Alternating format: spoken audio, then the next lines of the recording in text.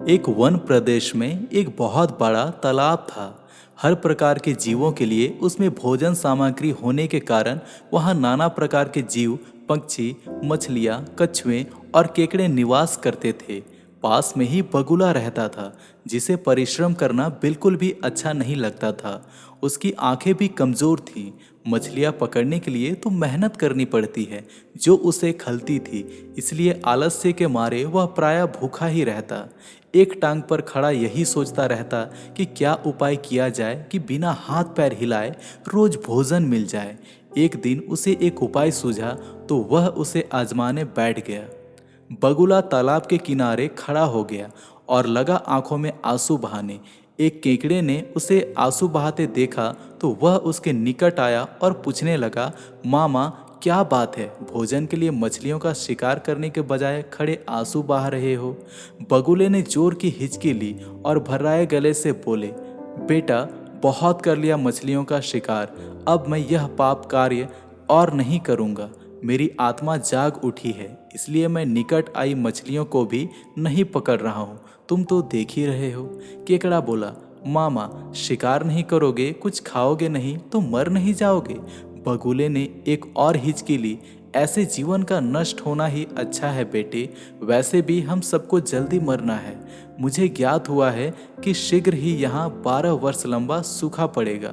बगुले ने केकड़े को बताया, यह बात उसे एक त्रिकालदर्शी महात्मा ने बताई है, जिसकी भविष्यवाणी कभी गलत नहीं होती है।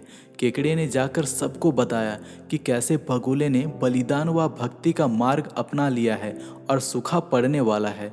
उस तालाब के सारे जीव, मछलियाँ, कछुए, केकड़े, बतख व सारस आदि दौड़े दौड़े बगुले के पास आए और बोले, भगत मामा अब तुम ही हमें कोई बचाव का रास्ता बताओ, अपनी अक्ल लड़ाओ, तुम तो महाज्ञानी बन ही गए हो।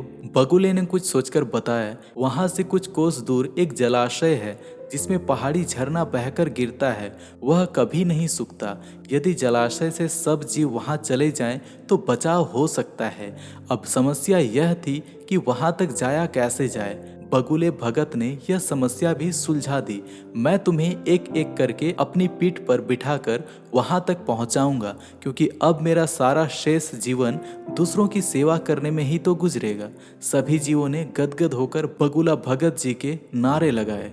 अब बगुला भगत को पौ 12 हो गई। वह रोज एक जीव को अपनी पीठ पर बिठाकर ले जाता और कुछ दूर ले जाकर एक चट्टान के पास जाकर उसे उस पर पटक कर मार डालता और खा जाता। कभी मूड हुआ तो भगत जी 2 फेरे भी लगाते और 2 जीवों को चट कर जाते।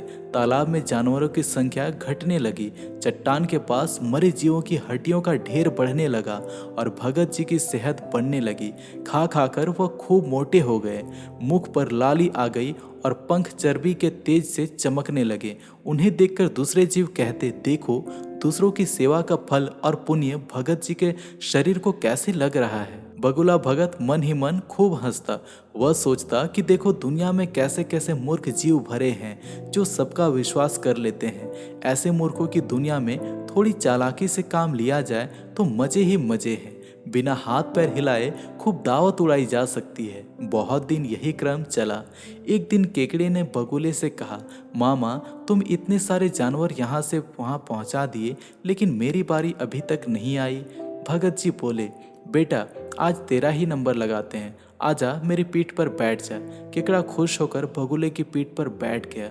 जब वह चट्टान के निकट पहुंचा तो वहां हड्डियों का पहाड़ देखकर केकड़े का माथा ठनका। वह हकलाया, यह हड्डियों का ढेर कैसा? यह जलाशय कितनी दूर है मामा? बगुला भगत ठा ठा करके खूब हंसा और बोला, मूर्ख वहाँ कोई जलाशय नहीं है।